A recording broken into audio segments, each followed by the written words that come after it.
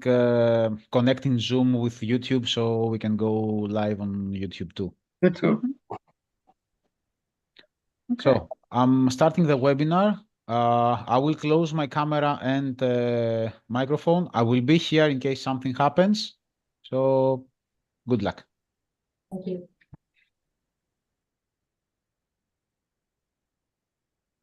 Okay, you will hear a recording in process. Give it 10 seconds and then you can start.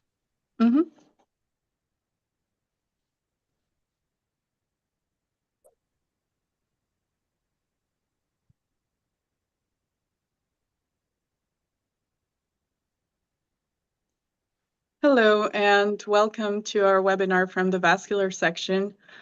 My name is Silvia Hernandez. I'm a neurosurgeon in Germany, and I'm hosting this webinar on being hybrid. We have very special guests today, who I would like to introduce. We have Rosario Sarabia from Spain. She is a professor at the Valladolid University and has a dual practice in endovascular and open neurosurgery, did her training in Spain, and then postgraduate observerships in the US, Japan, and Oxford. A similar CV comes for Andreas Gruber. He joins us from Linz in Austria. He's also a professor for neurosurgery and chair of department. And he trained in the United States, Vienna, and Oxford. We have from Italy, Simone Peschillo. He's also a professor for endovascular neurosurgery in Rome, also with training in Japan. And finally, we have Jan Burkhardt, who trained in Germany and is now practicing dually in the United States in Pennsylvania, where he's also division head for cerebrovascular surgery and professor. So thank you all for joining us. And I would like to start with a question to all our panelists. And it is, how did you come about becoming an endovascular neurosurgeon? What drove you to this? Maybe let's start with the lady first. Thank you.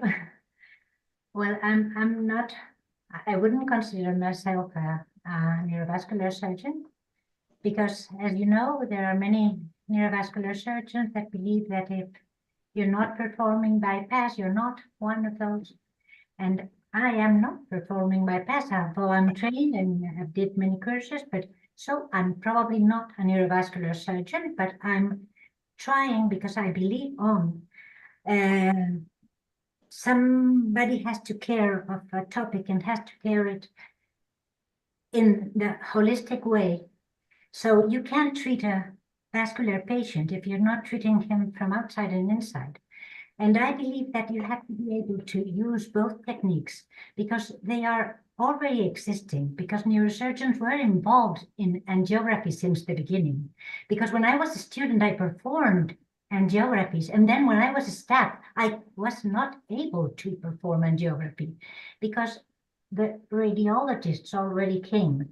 And I was thinking that that was not fair. I went down to the angio suite all my life. I went down to see what was going on, how the patients were doing. And when I asked them to come up to the OR, they would never come. So it wasn't fair. I thought why should I do this? I'm trying to keep like a treatment that fulfills each patient. And why should we do this? Why should we give away our own duty? So I thought it's okay. Now, the departments are, most of them in the world, oversized. Why? Because neurosurgery, because of spine surgery mostly. But the radiologists, the interventional radiologists are also oversized because they have to do thrombectomies.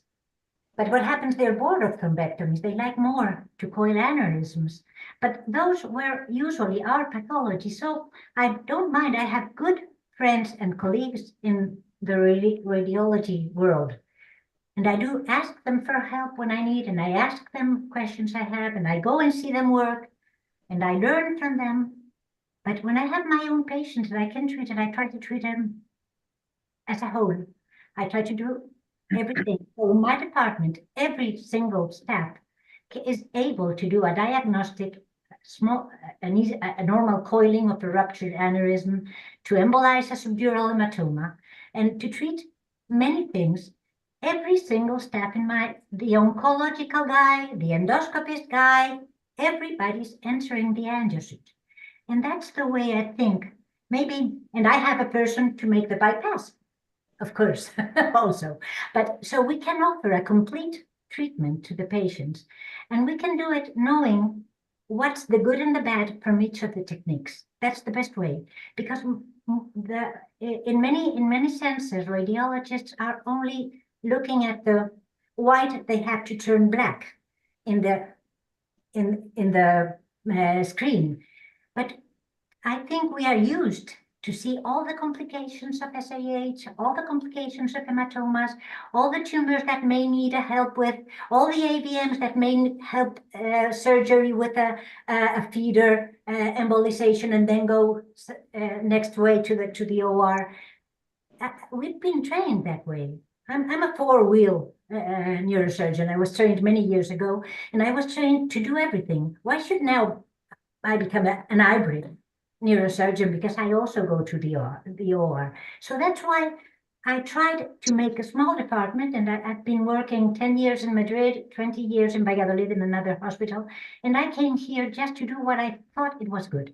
And I have people working for oncology, I have people working on endoscopy, I have people working on vascular, but I have people trained so they can solve any problem in the emergency or in the situation in which one of us is away or something. They can solve everything.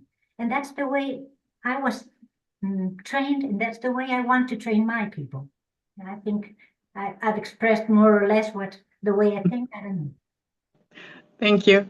Andreas, how it was for you? What drove you to become a dually trained when I came neurosurgeon? to this small hospital, I knew there wasn't a radiological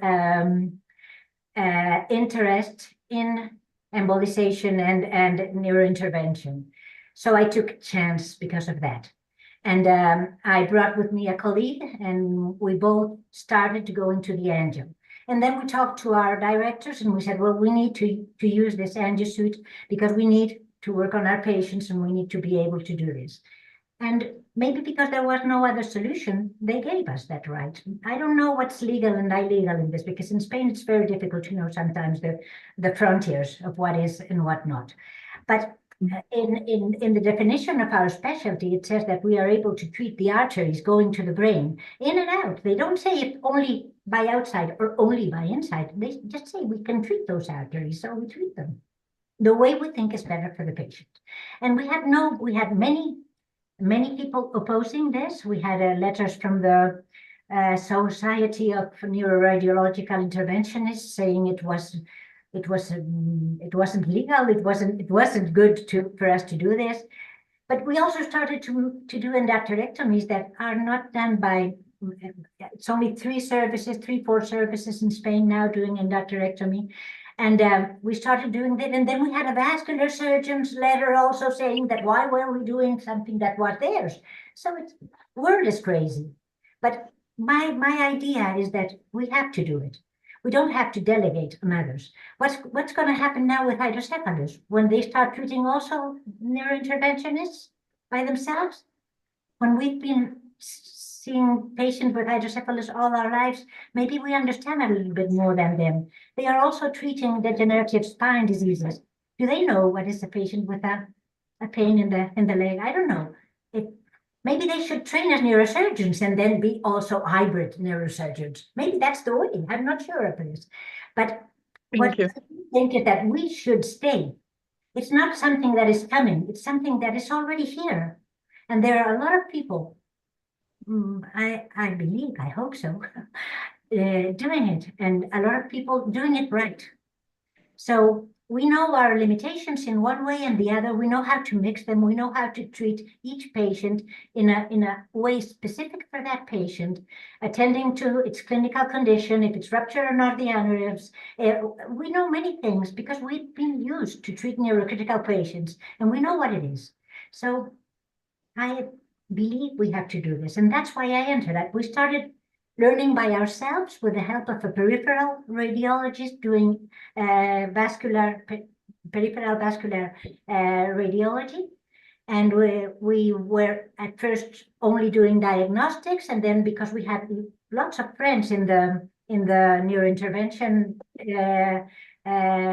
world, we asked them, we went to see them, we went to learn, and we started going up and up. And now we still sometimes need the help for some special procedure, and then we call a friend. You need to work a lot, study a lot, and have good friends, and that makes it all. Thank you, Rosario.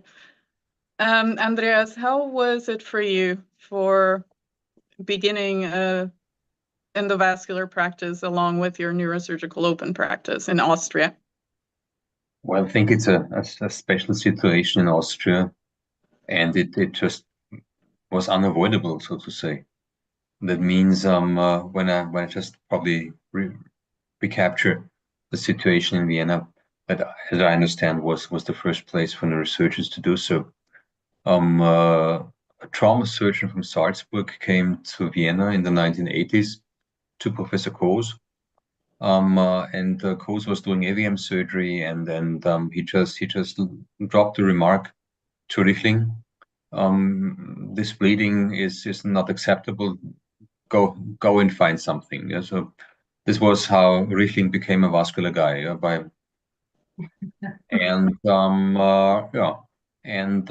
He went to Picard, and he went to Valvanis, and he came back.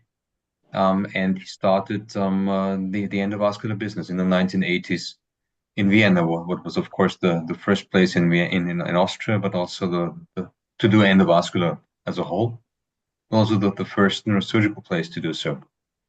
And of course, Richtling was the endovascular guy, so to speak. And by that time, there were famous neurosurgeons in Vienna: Panetsky, Knosp, Forkovic, very famous vascular guys. And then he was the endovascular guy. And when Spätzler used to visit Vienna a couple of times, craniopagus twin surgery, he offered Richtling to become his endovascular guy and to come to Barrow.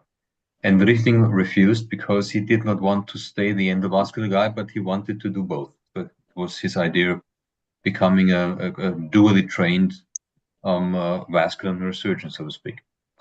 And when I started there in 1992, there was a large department with vascular neurosurgeons and two endovascular guys. That was Richtling and Bawiński. And Richtling was already getting into vascular micro neurosurgery. And his plan, of course, was the more people he involved in endovascular, the easier for him to be free for vascular neurosurgery. That means that when I started there, I had the choice to take a position being trained, but having a special focus on endovascular, or not. That means not being trained, and then so it came unavoidable. They needed guys for the endovascular business, and I was there. And when we talk about hybrid, of course, in 1992. Even earlier, they had a hybrid OR. So they had a ceiling-mounted DSA C-arm, and they had a radiolucent OR table, and they had a technician that was running around with this OR, and they were doing interventional procedures, and then they were puncturing the carotid directly if you couldn't get up there, and they were puncturing everything, although they were combining the procedures because it was an OR. So they did all kinds of hybrid procedures. So you don't need a hybrid OR nowadays to be a hybrid. So I had no choice, and honestly speaking, I wasn't sure. I did not know what was gonna expect me. In a way, there were times when I was frustrated because when you are the endovascular guy in a neurosurgery department, that of course means that what do they say? They say, well, there's a gamma knife. They're the gamma knife people. Great thing, gamma knife. Yeah? You're the stereotactic guy, DBS. You do it. Yeah. You're the endovascular guy. Do it. Yeah. And then when you have separated all those guys, a small group remains that is doing major micro neurosurgery, right? And they are happy to have some guys in the endovascular and others in the gamma lab. And this is not how to motivate people. So in that sense, of course, when you want to have an endovascular branch in your department, you need to give them more than just catheter work, yeah? Unless you find a guy who is satisfied with this, but then he becomes a radiologist and not a neurosurgeon, yeah? So it means that it was hard for me, and it was more or less some very, very grave effort to get into vascular microneurosurgery. And to drop the name. So of course, Richtling was the guy for the endovascular treatment. I'm very thankful. And Knosp was the person for the microneurosurgery. And how to say, Knosp is a diehard microneurosurgeon. Yeah. His quote was, "A person who's ever touched a catheter is lost for microneurosurgery." So it was very brave of him to give me the chance to do vascular neurosurgery. He assisted me the first cases to make sure that I'm no good, no, I performed. So he had to keep me, and then it developed. Yeah, but in hindsight, there are many ways to how to run this business. Yeah, to have the endovascular guy, or to have a guy who does easy stuff today and easy stuff tomorrow, or a guy who is more or less profoundly trained in both. And it probably it depends on your vision.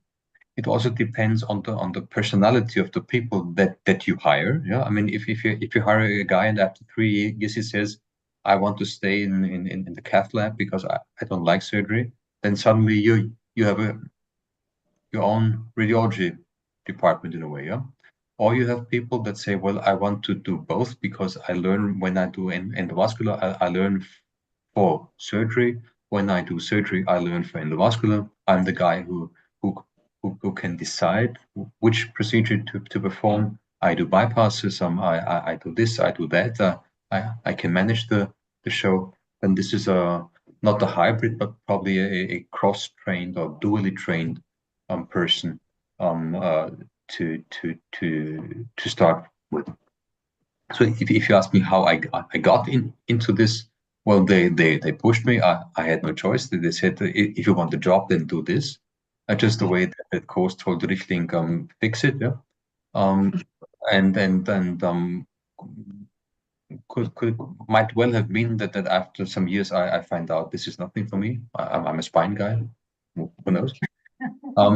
So the major decisions that were taken away from me, yeah, in a way that we need a guy like who does this, yeah, you take it or leave it, and I took. And then I'm happy that I was and I'm still satisfied with this approach.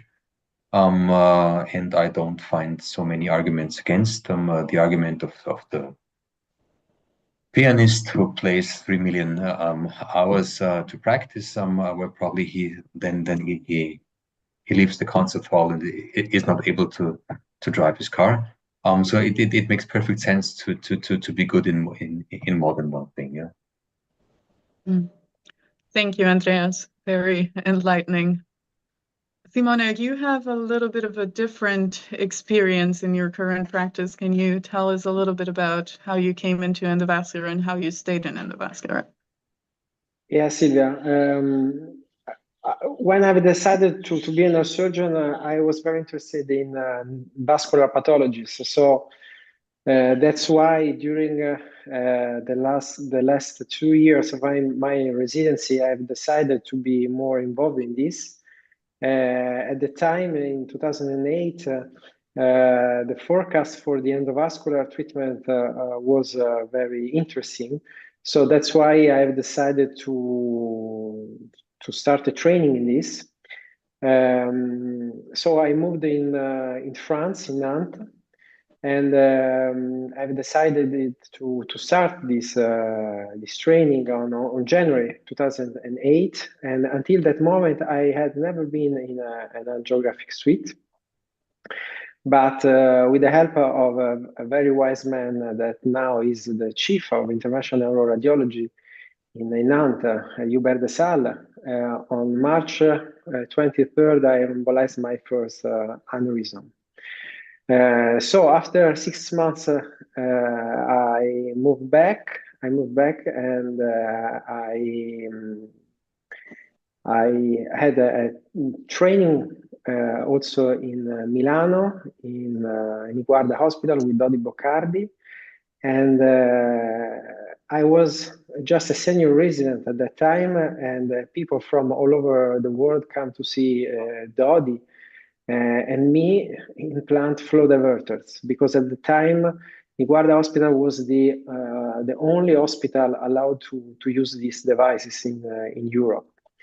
So after that, I come back home in Rome, and then I started my career in the endovascular field, because an open position was available. And in 2011, I joined the endovascular team. And so since 2008, I do only endovascular neurosurgery.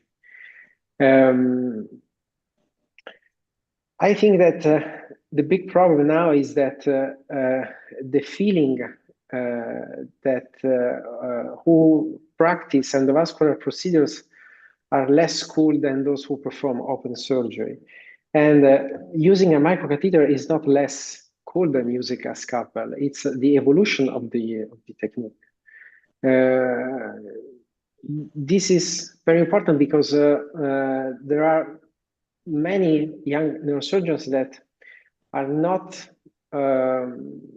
or will not be involved in the endovascular treatment. But as Rosario said before, the endovascular treatment is the one face of the same medal, where on the other hand we have the vascular techniques.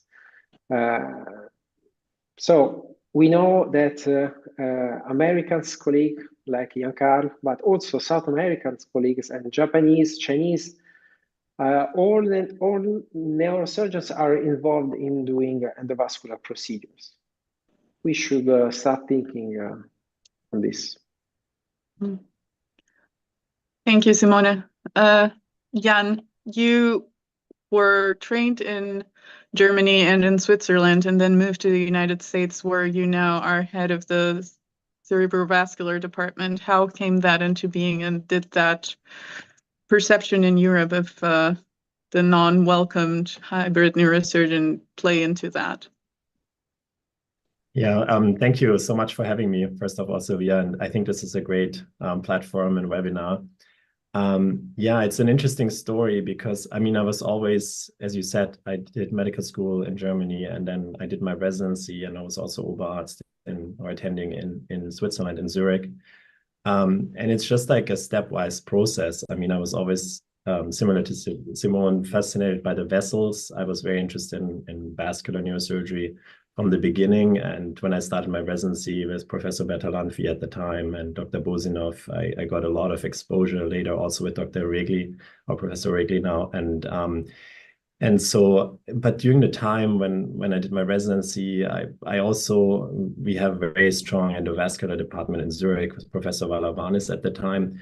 So in these conferences, I was always intrigued to see what they're doing, but it's really hard to understand if you don't really do the angiogram yourself or see what's going on in the angio suite. So I actually spent in my second year of residency, I spent like a week with Professor Chapeau in Essen just to observe, and saw also like extreme endovascular treatment at the time already, and felt like, oh, there's really like a parallel world, and we're not really talking to each other. And so that was always in the back of my head, but I was really interested in open neurosurgery, the whole training with focus on vascular. And then as an attending, as an Oberarzt, when I was treating aneurysms independently, I realized that I wanted to get even a step further and want to learn even more newer techniques also for bypass surgery and brainstem surgery for vascular lesions. So I got very lucky and fortunate that I was a fellow with Dr. Lawton at UCSF, so one of his clinical fellows. And so I did 1 year of like really extreme technical challenging cases, vascular. And then again, I mean, it was always in my mind. Also during the residency, I did like a research fellowship at Cornell, where I got exposed also to the angio suite, where I saw radiologists working with neurosurgeons in the angio suite. And then kind of at the time at UCSF, I realized I really want to learn also the endovascular part now of it, because I felt like it's really important also to really understand the anatomy and the angiography, and that you can independently do your, do angiograms on your own patients, and then really get the views you really need for surgery, and you're not dependent on somebody else to do the pictures for you. I think the angiography part is really also important. So then I decided to stay in the US for more training, and went to NYU and did the training. And it's always the discussion for me, like, can I keep up like the most complex open as well as the most complex endovascular? Because people always say endovascular is so easy and much easier to train, but really, if you do transvenous work for AVMs and really cutting edge, this also takes some time, and it's really hard to get you on both levels. It needs a lot of time, and I think the key here is really subspecialization. So you cannot be good in skull-based tumor, spine, and vascular. That's not possible in my perspective. But you can be good in one specialty. So, and that's kind of like a comprehensive approach, where you are cutting edge in endovascular and open vascular, you do bypass, you do brainstem calf melts, but you also do maximum endovascular, but also have the training portion and the research portion. So, for example, I study cavernous malformations in the basic science lab, so it's all comprehensive in one point. So if you're really interested in that niche, then I feel like it's really important to focus on this. And then there are other people who focus on spine, and that's fine, in a department. And we really enjoy, for example, in our department, we have also radiologists and neurosurgeons working hand in hand in the angio suite. We also had a neurologist. So in the US, we also have neurology in endovascular. And we train fellows. Like last year, we had a neurology fellow, a neurosurgeon fellow, and a radiology fellow, all like 3 fellows at the same time. And it's fascinating to see how you learn from each other, and everybody brings something, to the table. Radiologists are obviously very well versed with like knowing the anatomy and also all the diagnostic parts. Neurologists are really well trained for us for stroke and ICU care. And then we are from a technical neurosurgery perspective who can also do open. So we bring all something together, and then it's so I think it makes sense that we're all kind of involved and work together. But I think the subspecialization is key here. And that's why I basically stayed here for now, because it's really working well for me to really, when I see a patient, I can do the angiogram, and then on the angio table, we look at the aneurysm, and for me, or lesion, and for me, it's really to find the best treatment for the patient, not necessarily, I need to keep that patient for clipping or for coiling or for bypass. And then we can really have an open discussion what's best for that specific patient. Thank you, Jan. I think you have touched upon something that is very important, and that is the collaborating with other colleagues and learning from one another and taking the different inputs to improve our patient care. I think in Europe we have the perception that doing this dual training is impossible or difficult, or that it's legally cumbersome. But Simone, you conducted a survey on this topic. Can you tell us more about this? Yes, Silvia, sure.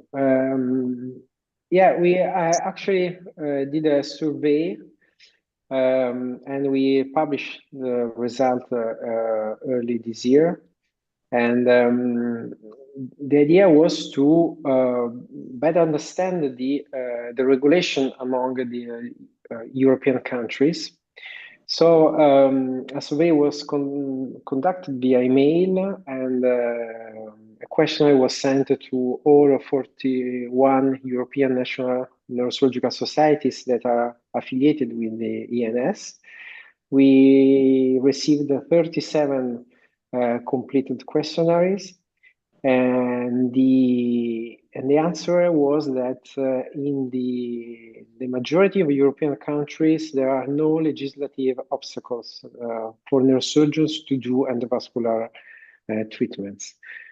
Contrary to what is being said around, because we know that there are few radiologists that are against the idea to involve neurosurgeons in the endovascular field. And that is not good, I think, in my opinion.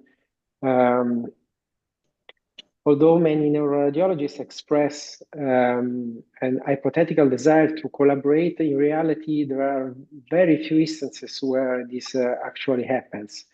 When I started my journey in the endovascular, it was quite simple for neurosurgeons to do endovascular treatments, and because at the time there was no great interest from radiologists to do aneurysms and AVMs. But when the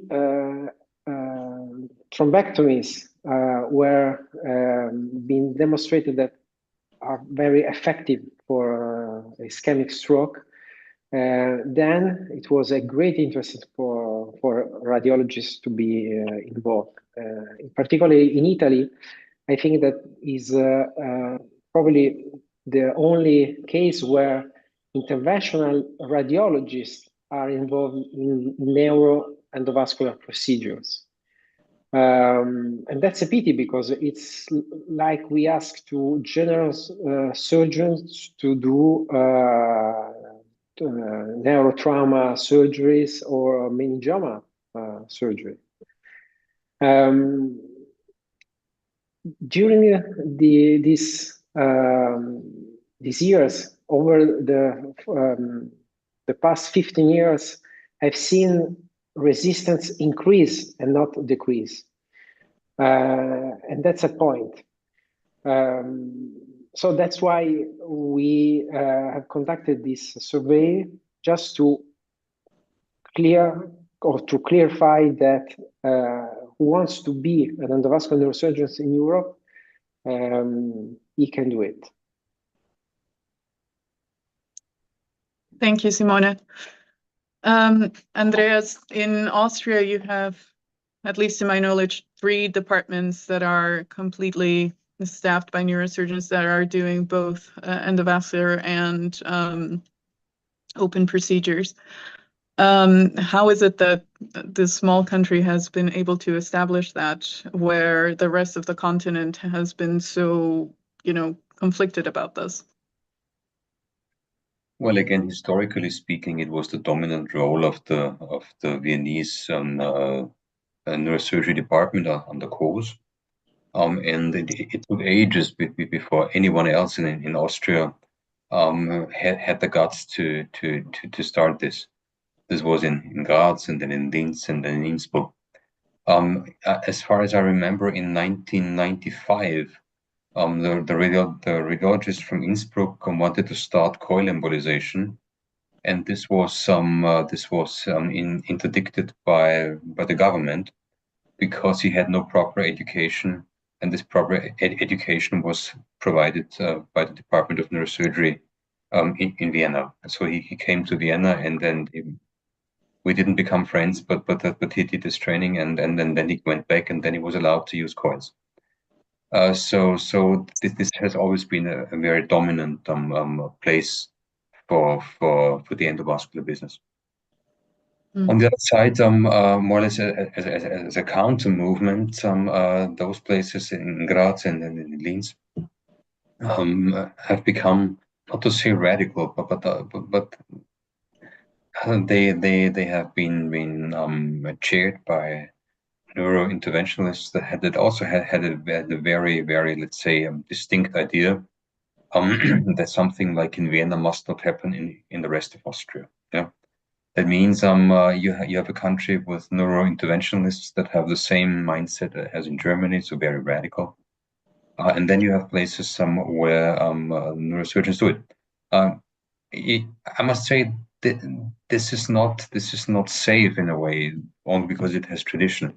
Let's say, for example, the Viennese department is going to be moved from the separate building into the main building in so and so many years, depending on the financial situation of the country.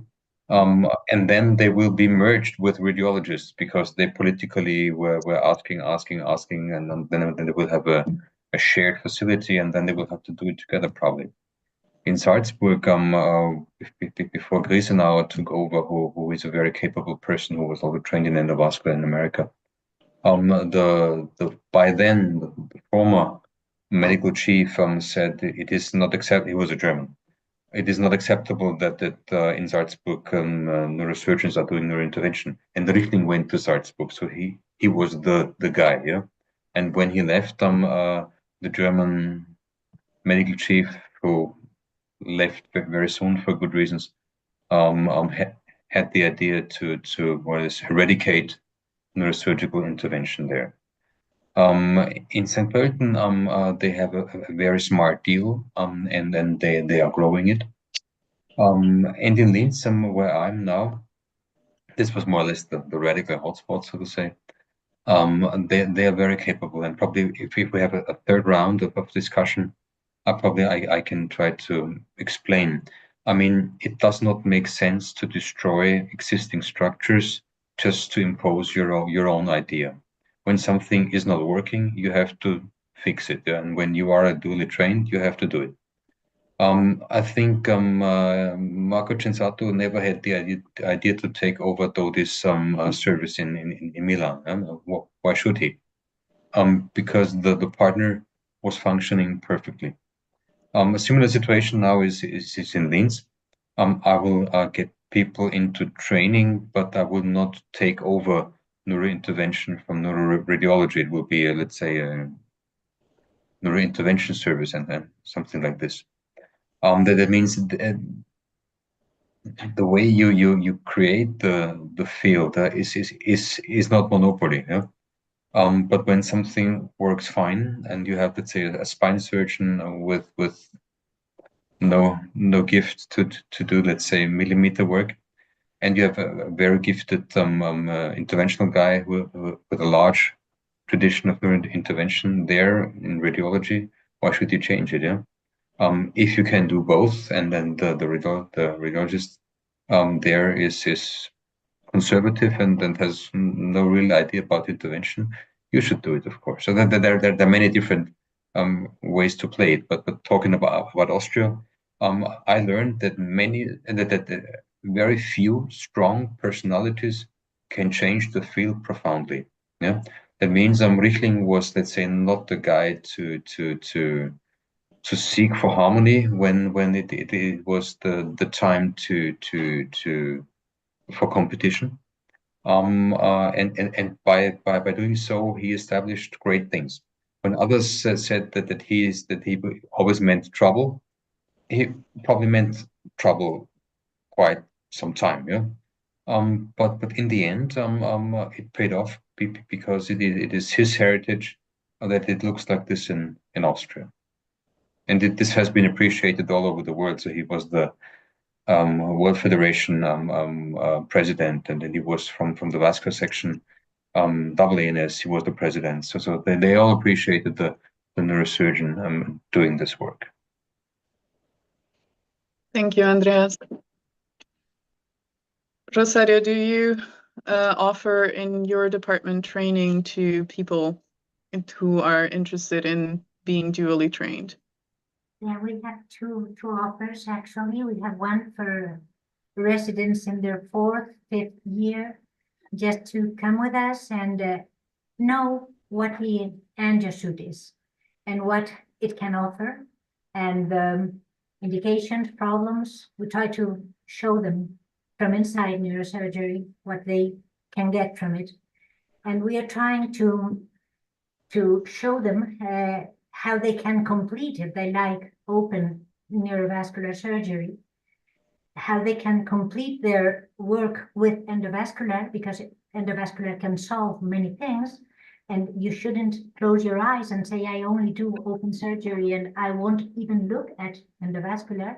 So you need to open your mind. You need to know everything. And to know it, it's better to come and see and stay.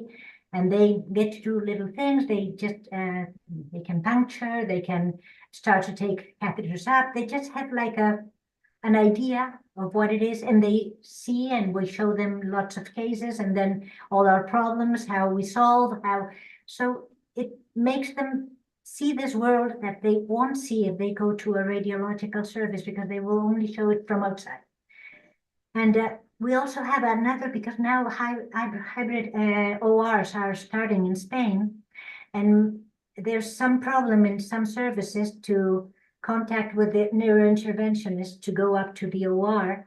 And we offered young staff to come and stay. The last one, she was here for 1 year and a half until she got her 100 diagnostics and 50 treatment cases. So she would be able to start the interventionism in the OR when they get their hybrid OR. And that's also a good idea, because now many neurosurgeons are involved also, I told it before, in subdurals and many things that are amenable for treatment to us. And if you believe a patient will get some benefit from going into the middle meningeal artery and coiling or embolizing it, and the patient will go better, why not to do it? Why should you delegate also that to another guy? So it's not to create an expert in everything. I agree, Giancarlo, with you, but there's always someone who likes more one thing than the other.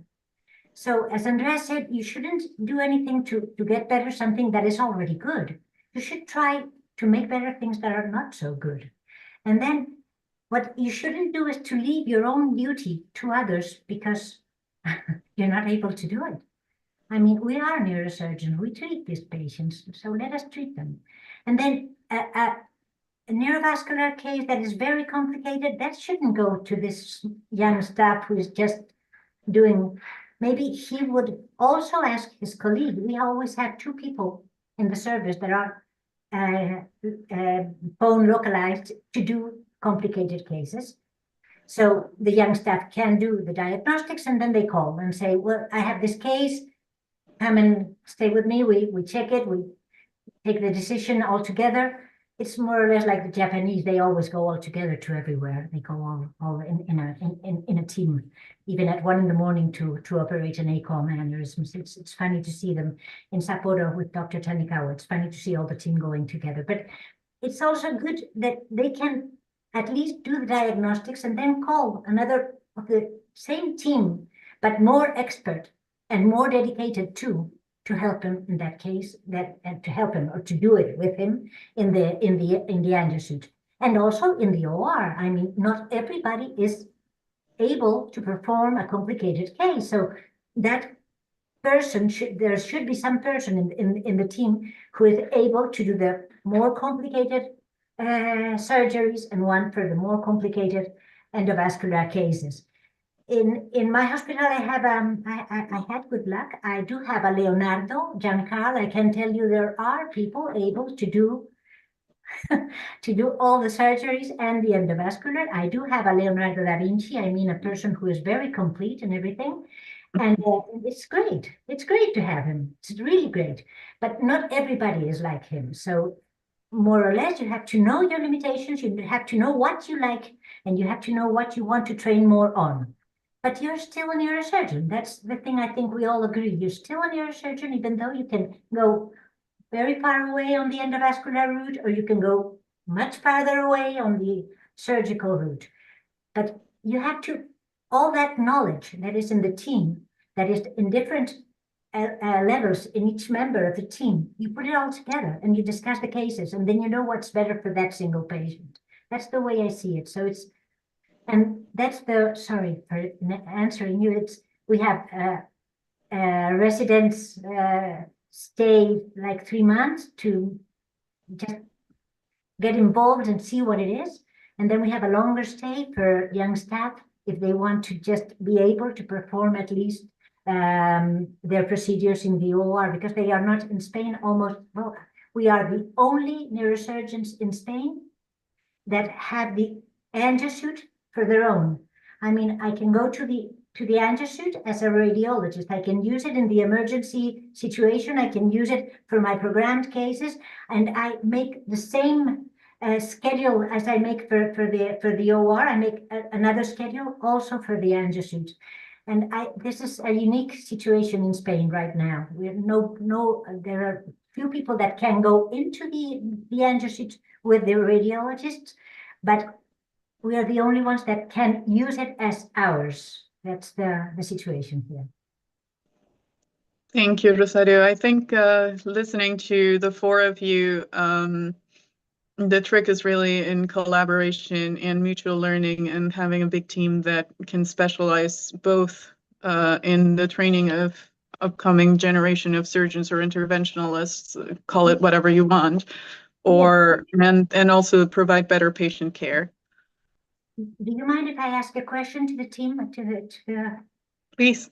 What do you think? Because I believe that if you're going to train people for OR and endo, they first have to go to the OR, because if you start with endo, it's much more difficult to go then to the OR. I think, Andreas, you talked a little bit about this. So I believe you should first involve them in the OR, and probably we should change the training of people, letting them go to their preferences and train more on that preferences since earlier in their training time. That's just a question for the panel. Well, I think this comes naturally because let's say talk about group dynamics. When you have a department and then there are young, hungry guys who want to become world class, and they of course when they compete and when they compare the number of the surgeries and what have I done and so forth. And when there is a guy or a lady who starts with angios and with I don't know what, yeah, and has no burr holes and has no subdurals and has no, you name it, yeah. The team will not carry him, but he will be the underdog, and everyday life will be hard for him because I don't know when there's something at the board that will say, let the endovascular guy do it. We surgeons we have to do burr holes or whatever. Yeah. That means if you degrade a guy to be the endovascular guy from day one on, the people that consider themselves neurosurgeons, and if they're only doing burr holes or whatever at the first year, they will still believe that they are the Otway and then the endovascular guy is inferior, and this will not go. This will not leave. So then his part or his role in this department is settled, and this of course I'm very sure. When you're a neurosurgeon, you have to learn neurosurgery, okay? As by the textbook, okay? And if you want to do something else that is not, let's say, the backbone of neurosurgery, let's say intervention, or let's say gamma knife, or as a radiosurgery, or intensive care, or stereotactics, DBS. This is an add-on, so to speak, but this is not a prerequisite to be a neurosurgeon as we would understand. Yeah, that means to answer this in one sentence. I think it's impossible to have people at the neurosurgery department that start their training by doing intervention and then later get into the OR, because then they will never become neurosurgeons, right? They will never get the spirit, that they will not be accepted in the department and so forth. When later you have a solid let's say, basic education, and then you want to choose some, do I focus on, I don't know, stereotactics or radiosurgery or intervention, then you can do it, and then you can say, I'm a neurosurgeon with a special interest in intervention, yeah? Then you will be accepted by everyone, and no one can call you the endovascular guy or something, yeah? This is my endovascular guy. He puts the catheters, yeah? And so, I think people are like this, and then when you show weakness, for example, you have no idea about surgery as a neurosurgeon would be a weakness, huh? But therefore you're the catheter guy. Well, then of course you are the underdog for the rest of your life.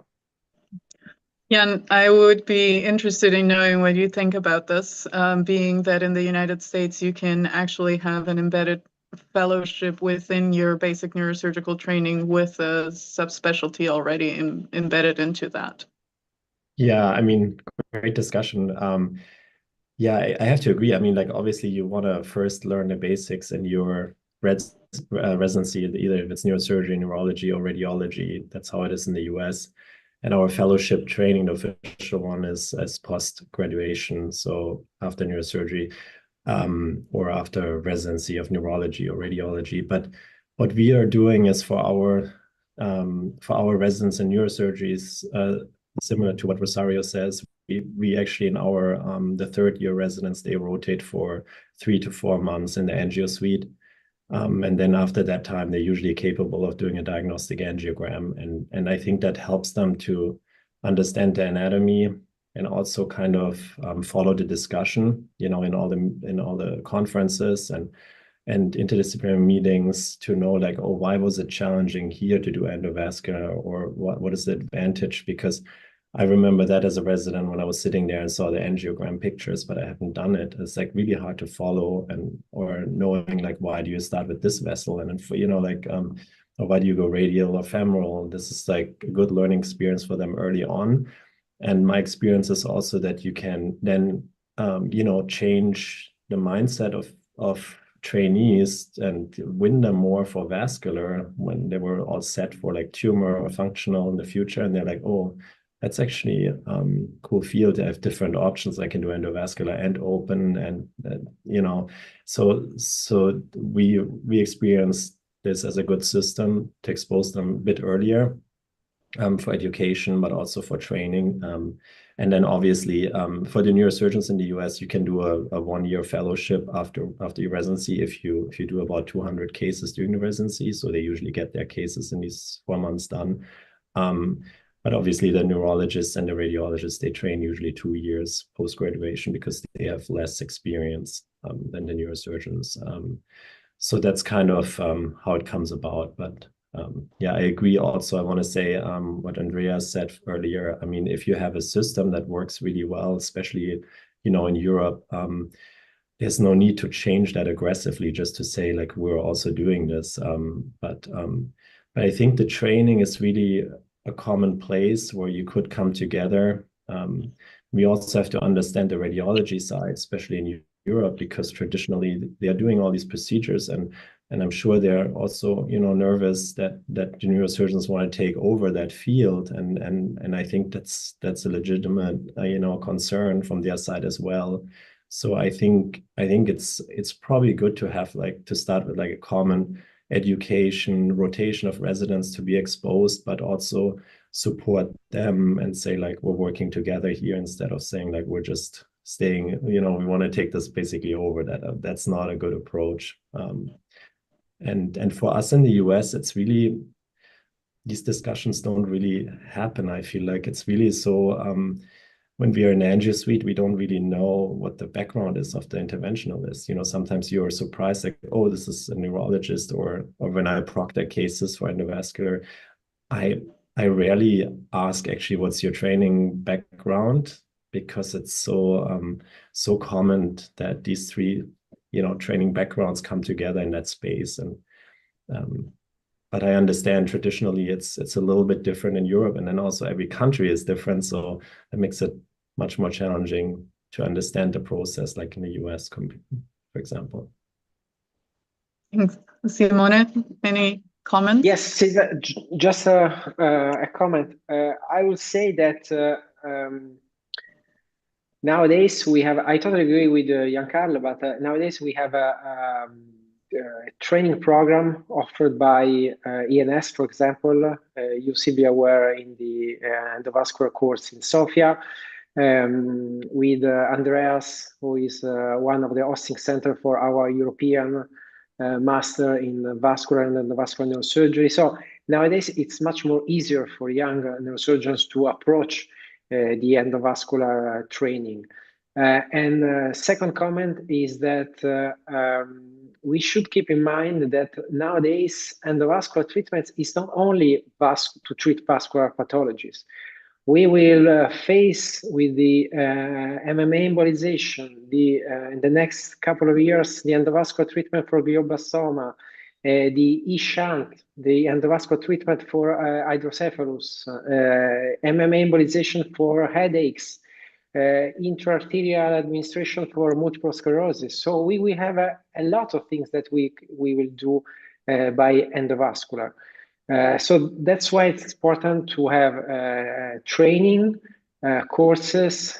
Also in November, we will host here in Rome the SNAC course for those who are interested to be more involved in the surgical anatomy and angiographic findings. So now it's a completely different world compared when I started in 2008, and we should support all of the young colleagues to go more deeply in this field. Thank you, everyone, for the great discussion. We're running out of time, so I will look at our Q&A because we have some questions coming in from the audience. One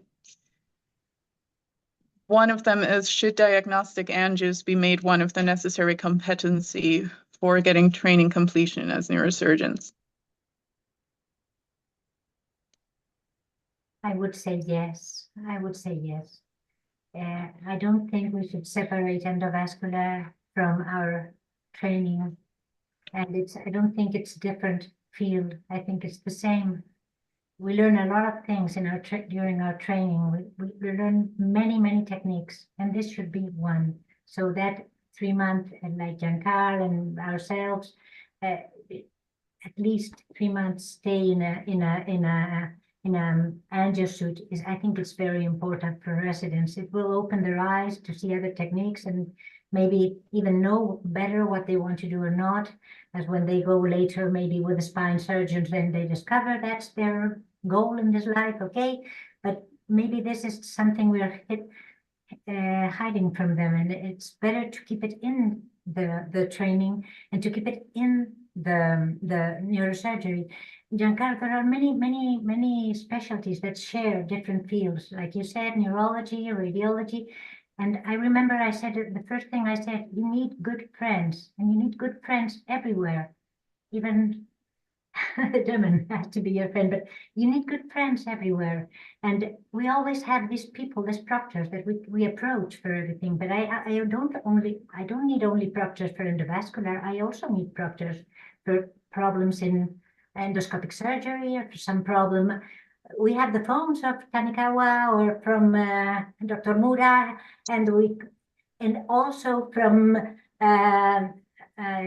I have many in my agenda, many interventionists in my agenda, and we chat, and I send them the case, and they answer me, because you need people to help you. You need people. You can't know everything by yourself. So it's not a question of separating or being angry with anyone. It's the best thing is to share all our knowledge, but neurosurgeons need this endovascular knowledge themselves too. It's not a question of separating, but mixing in the same level. Neurosurgeons shouldn't be not knowing what this is. They should know how it is, how it goes, for what it works, for what not. And maybe if they need help, they have the interventionist that is very good at their side, and they can bring him in and form part of the team. But this shouldn't be taken away from neurosurgery. Thank you, Rosario. Does anyone see it differently? Should angios be part of the neurosurgical training? Two answers. The first thing, of course, is that this depends on the legal framework in your country. That means if you're not allowed to do angiography, but you're obliged to do so, then you cannot finish your training in your country. So that doesn't make sense. Also in Austria, it's like this, that neurosurgeons are allowed to use radiation when it's a surgical tool. That means the trauma surgeon needs radiation to hammer and to screw, and we need radiation to use a catheter. But that means only for therapeutic purposes. That means in Austria, a diagnostic angiography per se is strictly speaking forbidden for neurosurgeons. This is why Richtling always wrote some diagnostic angiography in preparedness for embolization. So everything was in preparedness for embolization. Yeah? And if nothing was embolized, then it was just an angiography. Yeah, but this was the legal bailout, so to say, to get into angiography. If you are allowed to, as a trauma surgeon, to use X-ray for hammerings, whatever, then you are also allowed as a neurosurgeon to do catheter work. Point one. Point two, you don't own the machine, but the machine is owned by the hospital. And of course, then when the legal framework is appropriate, it's still the question how your administration sees this. So when there's a radiologist as a director or whatever, whether there's a special interest in not having neurosurgeons, then you can be allowed, but then you have to change hospital. And the third thing, just to finish, is of course it should be part of the education, because doing angiography and seeing the filling of the vasculature on angiography is not a picture, but it's a movie. And by seeing the movie, you understand hemodynamics. You understand collateral flow. You understand the things you need. And when you understand, not only reading the picture of the angiography, but also understanding the filling and everything, then you do different vascular surgery, because an aneurysm is then not a morphological structure like a little ball, like a little tumor, but you understand that there is something more to it, dynamically speaking. And this you can only learn by doing angiography. And also microangiography or test occlusions and all these things. When you play with the hemodynamics to understand how it works, so how long is this temporary clipping possible? Why is temporary clipping possible? What does it look like? One patient tolerates, one not, because there are collaterals or there are not. So many questions. And it makes perfect sense for a vascular neurosurgeon to do angiography. Yeah, true. Thank you. So I think we're out of time. So I would like to thank you all panelists for joining into this very interesting discussion. I hope the audience has gained Silvia, some insights. Sorry, to finish, Yes. may I say that we should keep in mind that who invented the coils is a neurosurgeon.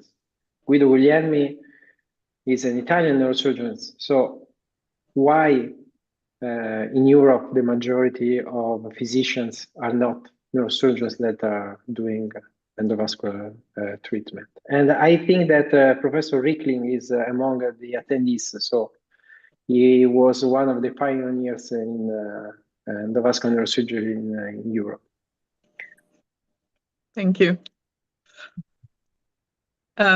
So again, thank you all for joining. I hope the audience gained some insights into the endovascular world in Europe and both in the US as well. Again, thank you to the panelists, and I hope to see you all down the road in the vascular world. Thank you.